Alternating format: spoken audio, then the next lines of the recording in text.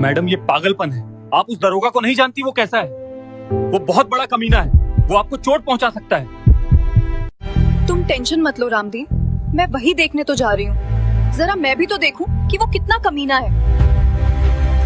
Auto वाले मोटा पैसा देने वाले, आजा सिग्नल तोड़ के वो ऑटो वाले।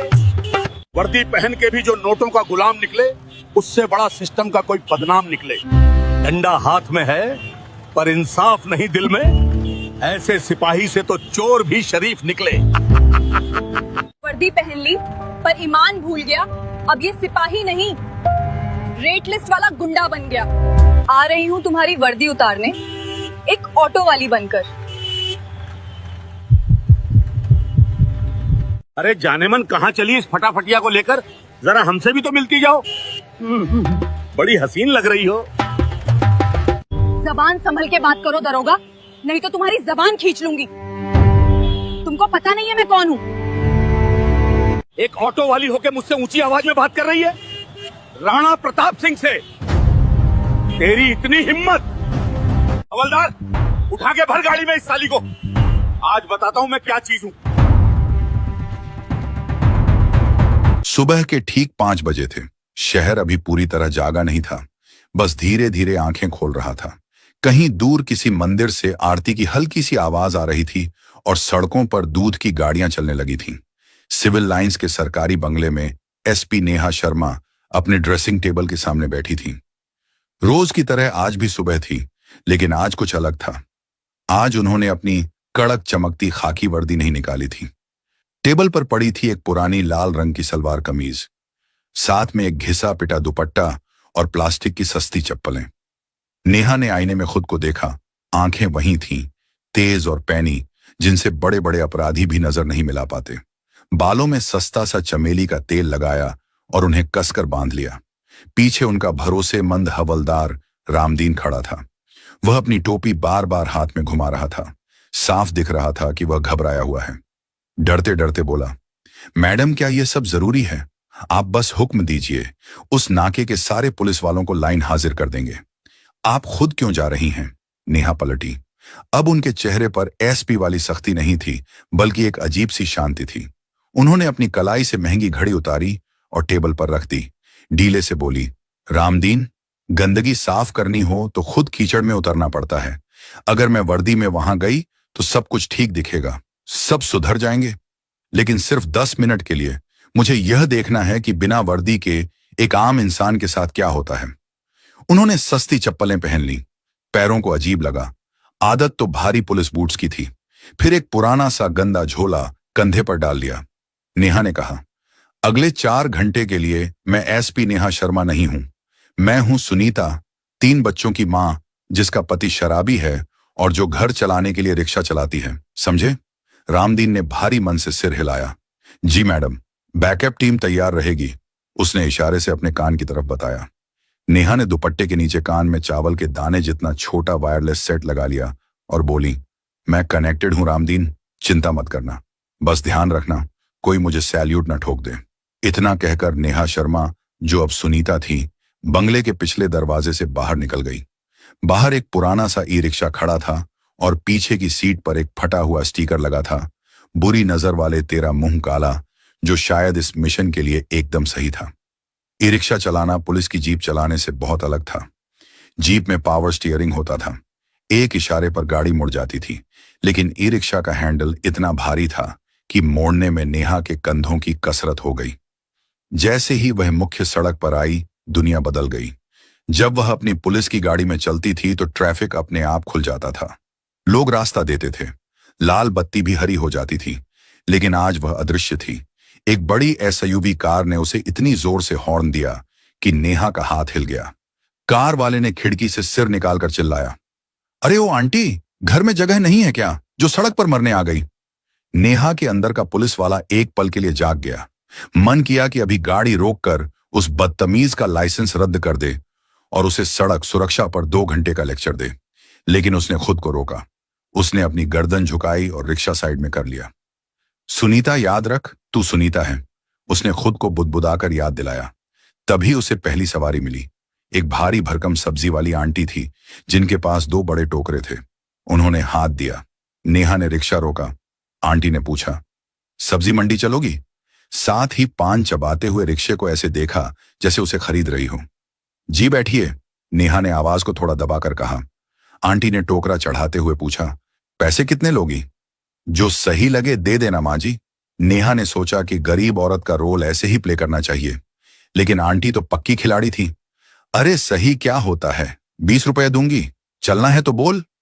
नेहा हैरान रह गई। यहां से मंडी कम से कम 3 किलोमीटर थी। 20 रुपए माँ जी, बैटरी का खर्चा भी नहीं निकलेगा। 40 तो दीजिए। छल छल ज्यादा नाटक मत कर। नई नई आई है क्या सड़क पर? 20 ही लगते हैं, चलना है तो चल, नहीं तो वह देख पीछे वाला आ रहा है। नेहा को हंसी आ गई।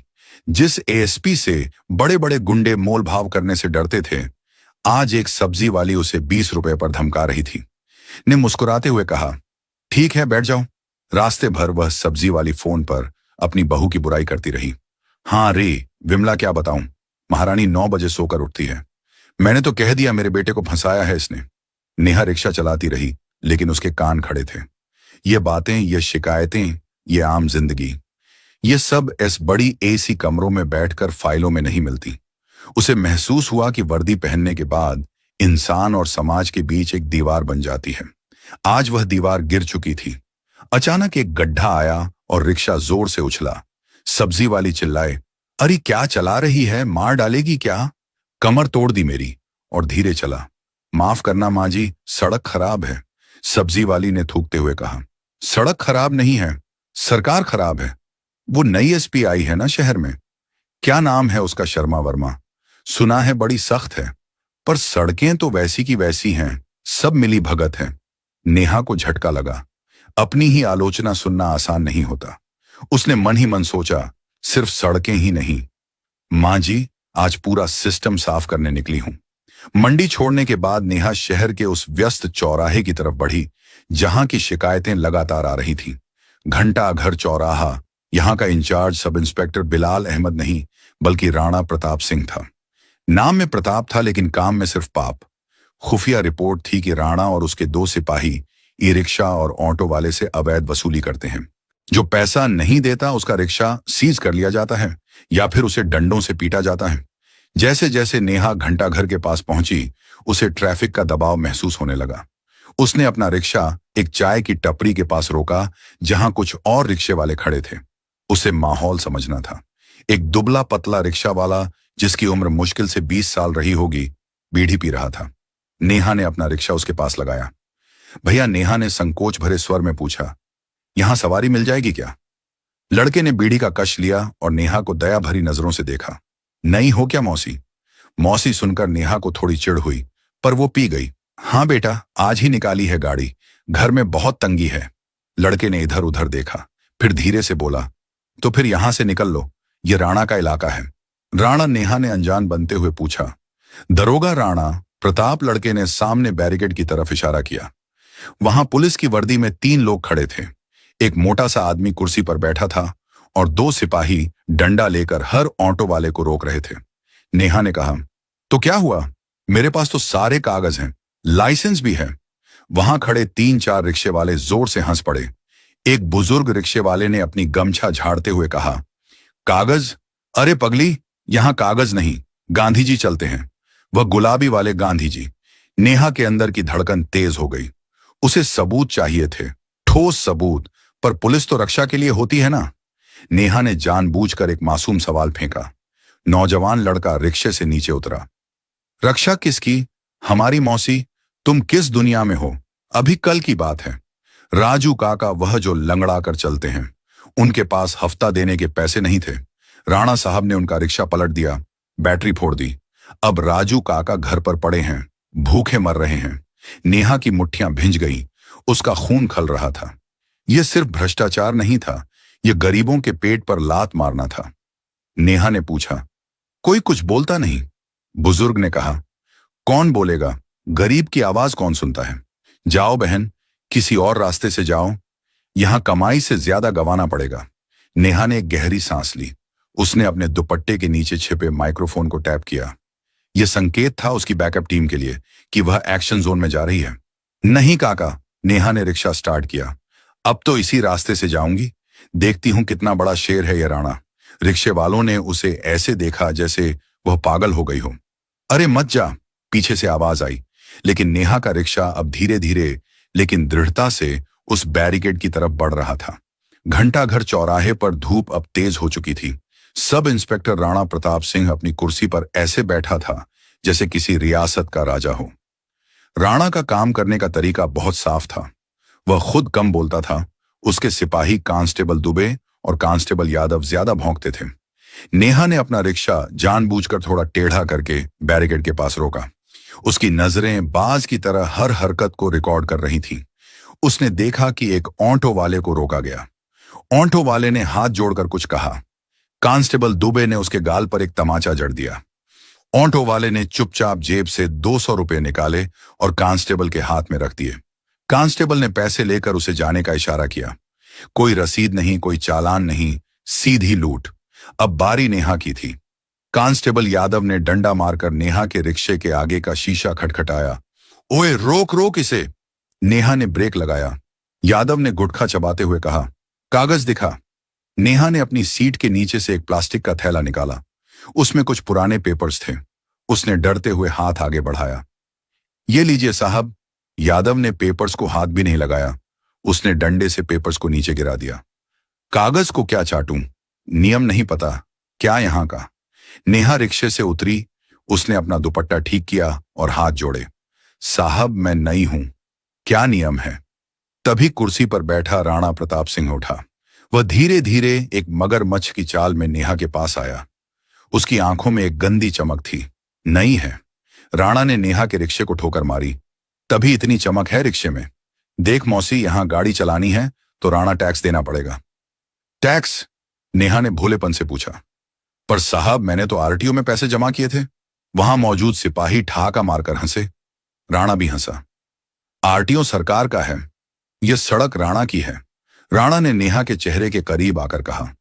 उसके मुंह से प्याज और शराब की बासी बदबू आ रही थी, लेकिन वह डटी रही। नेहा ने पूछा, कितने पैसे साहब? मैं गरीब औरत हूं, पति बीमार है। नाटक बंद कर। राणा एकदम से सख्त हो गया। रोज का 100 रुपए और आज की एंट्री फीस 500। अभी निकाल 500। नेहा की आवाज कांपी। ड्रामा करते हुए साहब सुबह से सिर्फ 20 रुपए कमाए हैं।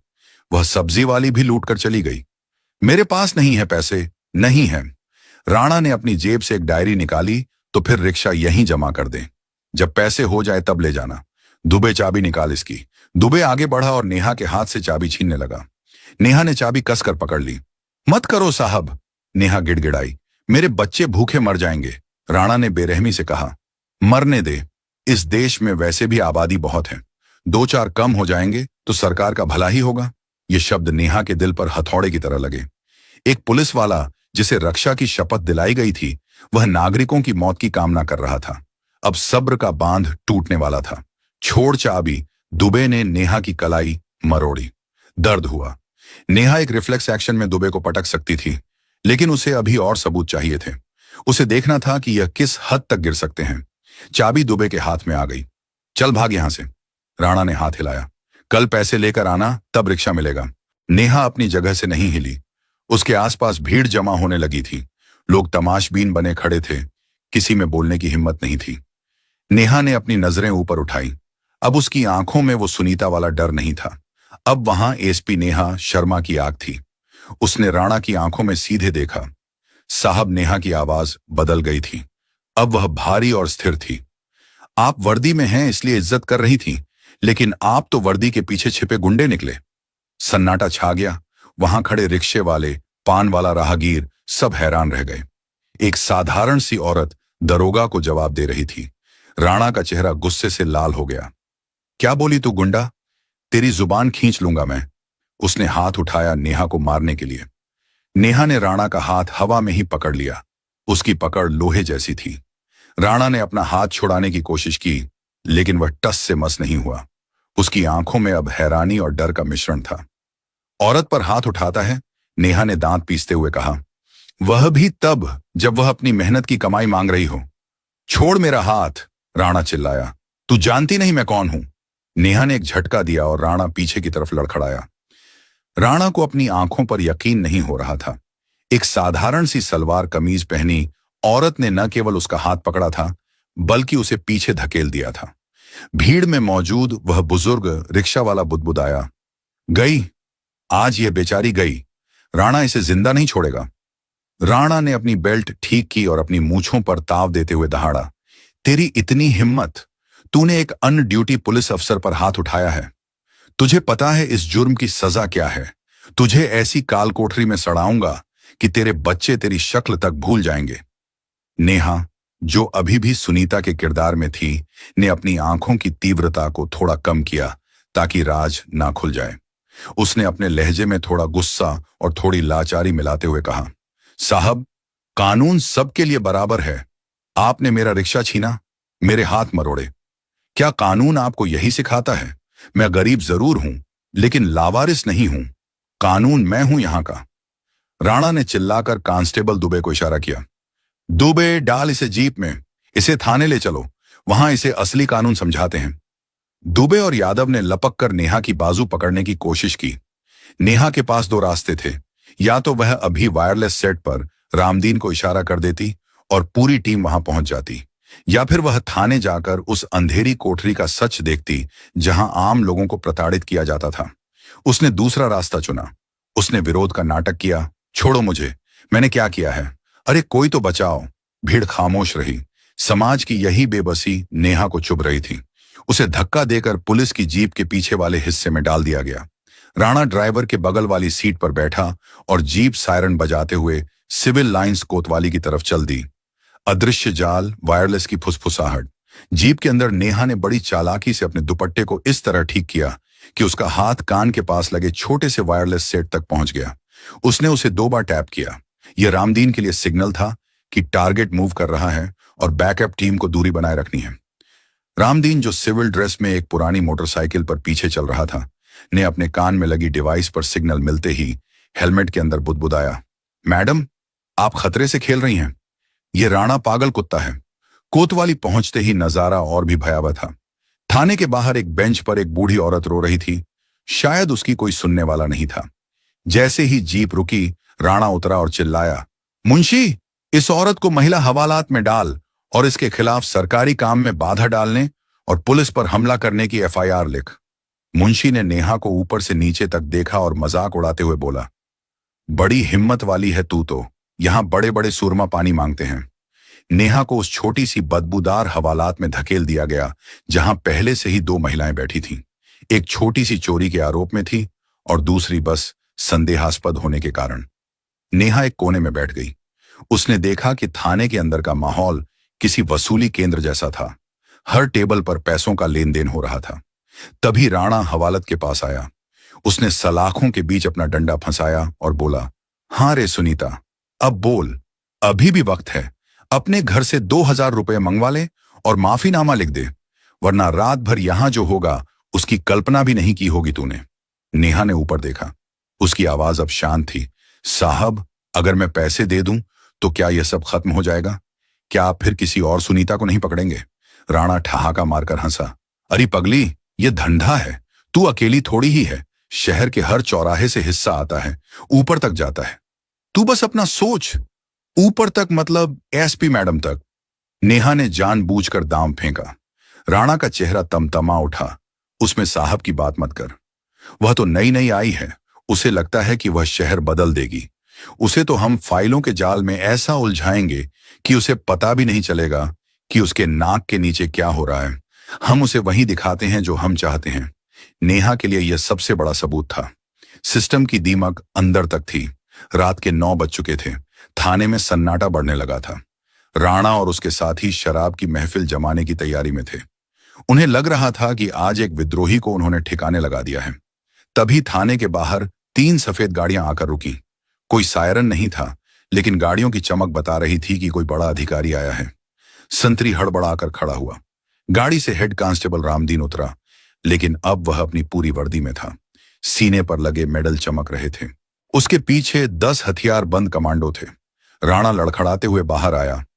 अरे रामदीन भाई, आप यहां इस वक्त? कोई खास बात? एसपी मैडम ने कुछ संदेश भेजा है क्या? रामदीन ने एक गहरी और ठंडी नजर राणा पर डाली और बिना कुछ बोले सीधे महिला हवालात की तरफ बढ़ा। राणा के माथे पर पसीना आ गया। अरे भाई साहब, उधर कहां? उधर तो एक मामूली अपराधी औरत है। रामदीन हवालात के सामने रुका और अपनी एड़ी मिलाकर एक कड़क सैल्यूट ठोका। पूरा थाना जम गया। राणा की आंखें फटी की फटी रह गईं। मुंशी के हाथ से पेन गिर गया। नेहा धीरे से उठी।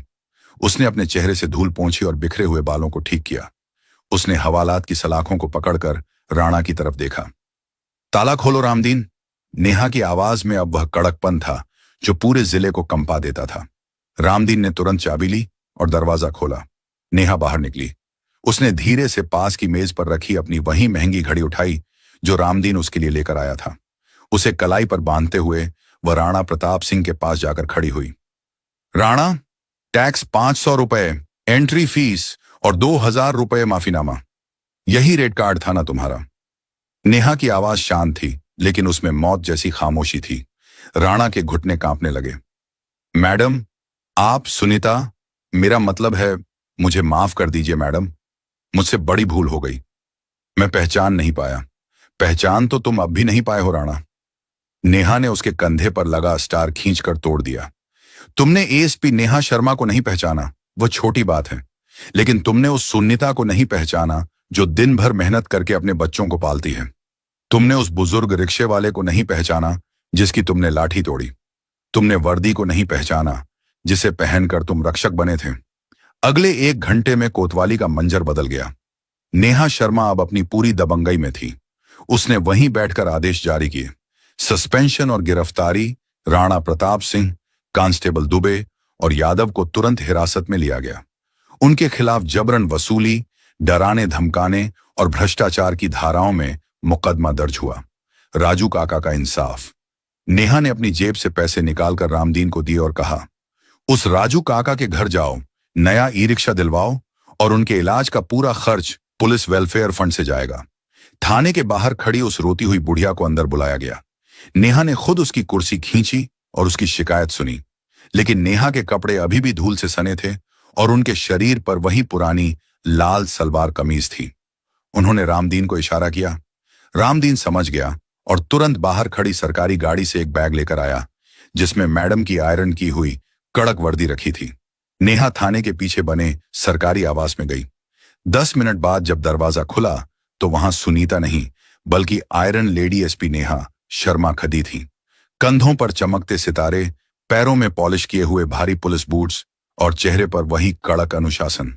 उन्होंने अपनी कैप ठीक की और सीधे पूछताछ कक्ष की ओर बढ़ी। पूछताछ कक्ष में एक ही टेबल थी और 2 कुर्सियां। एक तरफ राणा बैठा था, सिर झुकाए, दूसरी तरफ खाली कुर्सी थी। नेहा ने दरवाजा खोला और अंदर आई। राणा ने नजर उठाकर देखा। वर्दी में नेहा और भी ज्यादा खौफनाक लग रही थी। नेहा ने कुर्सी खींचकर बैठते हुए कहा, तो राणा कैसा लगा मेरा रिक्शा? मैडम, मुझे फंसाया जा रहा है। मैंने तो बस, नेहा ने टेबल पर जोर से हाथ मारा। झूठ, मेरे सामने झूठ मत बोलना। तुम्हारी पूरी करतूत मेरे पास रिकॉर्ड है और सिर्फ आज की नहीं, पिछले 1 महीने से मेरी टीम सादे कपड़ों में तुम पर नजर रख रही थी। राणा चुप हो गया। उसे समझ आ गया कि बचने का कोई रास्ता नहीं है। नेहा थोड़ा आगे झुकी। अब मुझे सच बताओ, तुम अकेले नहीं हो। एक सब इंस्पेक्टर की इतनी हिम्मत नहीं होती कि वह पूरे शहर को लूट सके। किसके इशारे पर कर रहे थे ये सब? ऊपर किसको हिस्सा जाता है? राणा की आंखें इधर उधर भागने लगी। वो डर रहा था। नेहा से तो डर था ही, लेकिन शायद उसे किसी और का डर ज्यादा था। राणा फुसफुसाया, मैडम, अगर मैंने मुंह खोला तो मैं मारा जाऊंगा। नेहा ने सीधा जवाब दिया, अगर मुंह नहीं खोला तो जेल में पूरी जिंदगी सड़ोगे। मैं तुम्हें सरकारी गवाह अप्रूवल बना सकती हूं, सजा कम हो जाएगी। लेकिन अगर तुम चुप रहे तो मैं सुनिश्चित करूंगी कि तुम्हारी पेंशन सब्स्त हो और तुम्हारा परिवार दाने दाने को मोहताज हो जाए, ठीक वैसे ही जैसे तुमने राजू काका को किया था। राणा कांप गया। परिवार का नाम सुनकर वो टूट गया। वो राणा ने हकलाते हुए कहा, यह सब भैया जी के इशारे पर होता है। कौन भैया जी? राणा ने नाम उगला। विधायक के साले मोंटी सिंह। पूरे शहर के ई रिक्शा और ऑटो स्टैंड का ठेका उनके पास है। वह हर थाने से महीना लेते हैं। अगर हम वसूली करके नहीं देते तो हमारा ट्रांसफर बीहड़ में करवा देते हैं। नेहा के माथे पर लकीरें गहरी हो गईं। मामला जितना उसने सोचा था उससे कहीं ज्यादा बड़ा था। यह सिर्फ एक भ्रष्ट पुलिस वाले की कहानी नहीं थी, यह एक पूरा सिंडिकेट का था, राजनीति और अपराध का गठजोड़। मोंटी सिंह। नेहा ने नाम दोहराया। सुना है उसका बड़ा रसूख है। जी मैडम, राणा ने कहा। उससे पंगा मत लीजिए, वह आपको यहां टिकने नहीं देगा। पिछले एसपी साहब का ट्रांसफर भी उसी ने करवाया था। नेहा खड़ी हो गई। उसने अपनी टोपी ठीक की। राणा, शायद तुम्हें पता नहीं, मुझे ट्रांसफर से डर नहीं लगता। मुझे डर लगता है तो बस इस बात से कि रात को सोने से पहले मुझे यह ना लगे कि मैंने अपना काम नहीं किया। उसने बाहर खड़े संतरी को आवाज दी, इसे लॉकअप में डालो और इसकी सुरक्षा बढ़ा दो। इसे खरोंच भी नहीं आनी चाहिए। यह अब हमारा सबसे कीमती गवाह है। नेहा अपने केबिन में लौटी। उसने खिड़की से बाहर देखा। शाम हो रही थी, सूरज ढल रहा था और शहर की बत्तियां जलने लगी थी। मामला अब सीधा नहीं रहा था। मोंटी सिंह का मतलब था सीधे सत्ता से टकराव। मोंटी सिंह शहर का वह बाहुबली था जिसके दरबार में पुलिस वाले भी सलाम ठोकने जाते थे। नेहा ने अपना फोन उठाया और अपने पति रोहन को कॉल किया। रोहन एक सॉफ्टवेयर इंजीनियर था, बहुत ही सुलझा हुआ इंसान। हेलो सुपरक, आज की रिक्शा राइड कैसी रही? सवारी मिली या खाली हाथ लौटी? नेहा मुस्कुरा दी। रोहन ही वह इंसान था जो उसे इस तनाव में भी हंसा सकता था। सवारी तो बहुत मिली रोहन, पर अब रास्ता बहुत उबड़ खाबड़ आने वाला है। मैंने आज एक शेर के मुंह में हाथ डाल दिया है। रोहन ने संजीदगी से कहा, तुम तो शेरनी हो नेहा, बस ध्यान रखना, और हां, घर जल्दी आना। आज मैंने खाना बनाया है, जला हुआ हो सकता है पर प्यार से बनाया है। नेहा हंस पड़ी। ठीक है, आती हूं। उसने फोन रखा, तभी उसके ऑफिस का लैंडलाइन बजा। इस वक्त लैंडलाइन बजने का मतलब अक्सर मुसीबत होता है। नेहा ने रिसीवर उठाया। ACP city. नेहा शर्मा। दूसरी तरफ से एक भारी और रबरदार आवाज आई। नमस्ते कप्तान साहिबा, मैं मोंटी सिंह बोल रहा हूं। कमरे में सन्नाटा छा गया। नेहा की पकड़ रिसीवर पर मजबूत हो गई। खबर इतनी जल्दी पहुंच गई। कहिए, सुना है आपने हमारे एक छोटे भाई राणा को पकड़ लिया है। मोंटी की आवाज में एक छिपी हुई धमकी थी। बच्चा है, नादान है, छोड़ दीजिए। क्यों नए शहर में दुश्मनी पाल रही हैं? हम तो दोस्त बनकर रहना चाहते हैं। नेहा ने एक गहरी सांस ली। यह वह पल था जहां उसे तय करना था समझौता या युद्ध। मिस्टर मोंटी, नेहा ने बहुत स्पष्ट शब्दों में कहा, दोस्ती हम बराबरी वालों से करते हैं, मुजरिमों से नहीं। और रही बात राणा की, तो वह बच्चा नहीं, एक दाग है जिसे मैंने साफ किया है। और सुनिए, नेहा ने 1 सेकंड का पॉज लिया। तैयार रहिए, अगला नंबर आपका ही है। और उसने मोंटी सिंह के जवाब का इंतजार किए बिना फोन काट दिया। उसने इंटरकॉम दबाया। रामदीन जी मैडम, पूरी टीम को तैयार करो। आज रात हम मोंटी सिंह के अवैध गोदामों पर रेड मारेंगे। वारंट मैं खुद लेकर आ रही हूं। बाहर अंधेरा हो चुका था, लेकिन नेहा शर्मा के लिए दिन अभी शुरू हुआ था। मोंटी सिंह को दी गई धमकी नेहा को भारी पड़ने वाली थी। नेहा ने जिस रात रेड प्लान की थी, वह रात उसकी जिंदगी की सबसे काली रात साबित हुई। नेहा अपनी टीम के साथ मोंटी के गोदाम पर पहुंची। उसे खबर थी कि वहां अवैध शराब और वसूली का पैसा रखा है। दरवाजा तोड़ो, नेहा ने आदेश दिया। पुलिस अंदर घुसी, लेकिन गोदाम खाली था, बिल्कुल साफ। वहां धूल का एक कण भी नहीं था। यह क्या? नेहा हैरान रह गई। मुखबिर की खबर पक्की थी। तभी बाहर सायरन बजे, लेकिन यह पुलिस की गाड़ियां नहीं, मीडिया की वैन थी। कैमरामैन और रिपोर्टर्स ने नेहा को घेर लिया। मैडम, क्या यह सच है कि आप हफ्ता ना मिलने पर व्यापारियों को परेशान कर रही हैं? एक रिपोर्टर ने माइक उनके मुंह पर लगा दिया। मैडम, आरोप है कि आपने अपने ड्राइवर के जरिए 1 लाख रुपए की रिश्वत ली है। नेहा का दिमाग सुन्न पड़ गया। क्या बकवास कर रहे हो? मैं यहां रेड मारने आई हूं। तभी एंटी करप्शन ब्यूरो की एक टीम वहां आ पहुंची। एंटी करप्शन ब्यूरो के डीएसपी ने नेहा को एक वारंट दिखाया। सॉरी मिस नेहा, हमें आपकी सरकारी गाड़ी की तलाशी लेनी होगी। खबर है कि उसमें ड्रग्स और कैश है। नेहा को अपनी कानों पर यकीन नहीं हुआ। मेरी गाड़ी, आप होश में तो हैं? सिपाहियों ने नेहा की सरकारी जिप्सी की पिछली सीट खोली। वहां एक बैग रखा था। नेहा ने वह बैग आज तक नहीं देखा था। बैग खोला गया। उसमें नोटों की गड्डियां और ड्रग्स के पैकेट थे। नेहा के पैरों तले जमीन खिसक गई। मोंटी सिंह ने बहुत ही गंदा खेल खेला था। उसने न सिर्फ सबूत मिटाए, बल्कि उल्टा नेहा को ही फंसा दिया। अगले 1 घंटे में सब कुछ बदल गया। नेहा के हाथ से उसका वायरलेस ले लिया गया। डीएसपी ने भारी मन से कहा, मैडम, ऊपर से ऑर्डर है, आपको सस्पेंड किया जाता है। जब तक जांच पूरी नहीं होती आप शहर नहीं छोड़ सकती। अगले दिन के अखबारों की हेडलाइन थी लेडी सिंघम या वसूली queen, ASP Neha Sharma suspend. जिस समाज के लिए नेहा लड़ रही थी वही समाज अब उस पर उंगलियां उठा रहा था। न्यूज चैनल्स पर मोंटी सिंह सफेद कुर्ता पाजामा पहनकर इंटरव्यू दे रहा था। जी मुझे तो पहले ही पता था ये मैडम ईमानदार होने का नाटक करती थी, लेकिन असल में ये हम शरीफों को ब्लैकमेल करती थी। भगवान के घर देर है अंधेर नहीं। नेहा अपने सरकारी बंगले के ड्राइंग रूम में बैठी टीवी देख रही थी। उसकी आंखें लाल थी लेकिन आंसू नहीं थे। उसका फोन लगातार बज रहा था लेकिन उसने उठाया नहीं। तभी उसके पति रोहन ने टीवी बंद कर दिया। नेहा यह सब बकवास है, हम कोर्ट जाएंगे, हम लड़ेंगे। रोहन ने उसके कंधे पर हाथ रखा। नेहा ने धीरे से कहा, रोहन कोर्ट सबूत मांगता है और सबूत उन्होंने मेरी ही गाड़ी में प्लांट कर दी। पूरा सिस्टम बिका हुआ है। डीआईजी सर, वो एनसीबी वाले सब मोंटी की जेब में है। रोहन ने पूछा, तो क्या तुम हार मान लोगी? नेहा उठी। उसने दीवार पर टंगी अपनी खाली वर्दी को देखा। नहीं रोहन, उन्होंने मेरे शरीर से वर्दी उतारी है, मेरी रूह से पुलिस वाला नहीं निकाल सकते। मोंटी सिंह ने गलती कर दी। जब तक मैं वर्दी में थी मैं नियमों में बंधी थी। अब मैं सस्पेंडेड हूं। अब मेरे पास खोने के लिए कुछ नहीं है और जिसके पास खोने के लिए कुछ नहीं होता वह सबसे खतरनाक होता है। नेहा ने घर से बाहर निकलना बंद कर दिया। दुनिया को लगा कि वह डिप्रेशन में है, लेकिन बंद दरवाजों के पीछे नेहा ने अपना वॉर रूम तैयार कर लिया था। उसका साथ देने के लिए दो ही लोग बचे थे जो अभी भी वफादार थे। एक रामदीन, उसका पुराना हवलदार जो छुट्टी लेकर उससे मिलने आया था। दूसरा सोनू, वो रिक्शा वाला जिसने नेहा को बचाया था। एक रात नेहा भेष बदलकर जीन्स हुडी और टोपी पहनकर पिछले दरवाजे से निकली और एक सुनसान पार्क में सोनू और रामदीन से मिली। सोनू ने जोश में कहा, मैडम पूरा रिक्शा स्टैंड आपके साथ है, आप बस हुक्म दीजिए। नेहा ने कहा, सोनू मुझे इमोशन नहीं इंफॉर्मेशन चाहिए। मोंटी सिंह का सारा काला पैसा कहां से आता है, कहां जाता है, मुझे वह नस दबानी है। सोनू ने इधर उधर देखा और बोला, मैडम मोंटी का एक कैश बैंक चलता है जो असल में दूध की गाड़ी है। मोंटी डेयरी फार्म की गाड़ियां हर हफ्ते शहर से बाहर जाती हैं।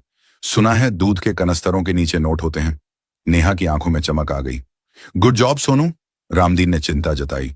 लेकिन मैडम हम उसे रोकेंगे कैसे? आपके पास पावर नहीं है। अगर हमने गाड़ी रोकी तो डकैती का इल्जाम लग जाएगा। नेहा मुस्कुराई, एक शातिर मुस्कान।